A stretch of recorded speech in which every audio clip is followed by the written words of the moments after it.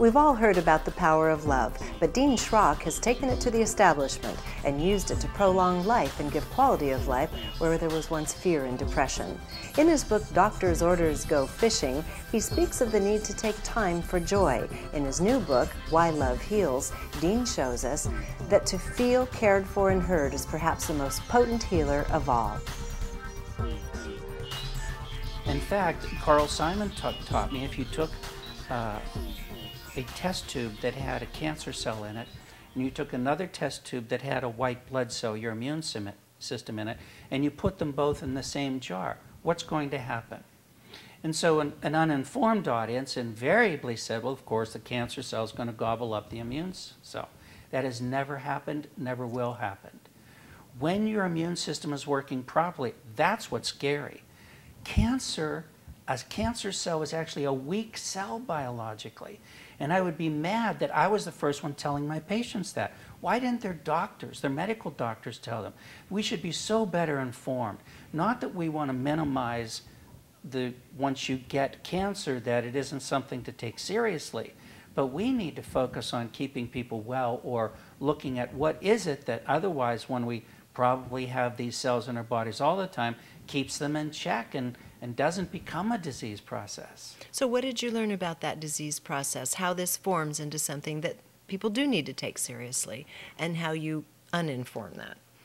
Well, wellness, which was also part of my doctoral dissertation, incorporates three major things: nutrition, exercise, and stress management. And so this is where you touch on Dean Ornish's work too with heart disease. And he concluded that actually it was the stress management component by far that was the most important, even though people today really focus on the nutrition aspect of what he did.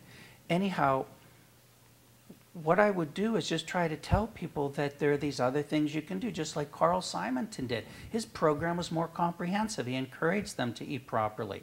I don't think he understood it, nor did I, as well as we do now, but you can do that. And when you're managing your stress, in fact, I want to jump back to quantum physics again, there is this quantum field that connects everything. Whether you call it the life force, ki, chi, prana, the quantum field, it's really love. I remember when David Bohm and Krishnamurti were having their wonderful conversations. I've seen that. And I remember when David Bohm called it, you could call it love, but that's the truth of it.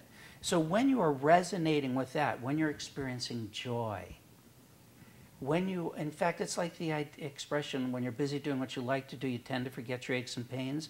But when you're resonating in harmony with the fundamental stuff of the universe, then this quantum field flows. There's this state of least resistance or stress in the organism, and then everything's going to function maximally. So I thought it was just this great message. In fact, I said, I'm giving you this license to steal. I'm telling you, if you will go fishing, that literally the cells in your body will respond appropriately in a far more healthy fashion. This is a must-see video for anyone who has a hard time justifying taking time for what makes you happy. Go to ConsciousMediaNetwork.com for the full interview.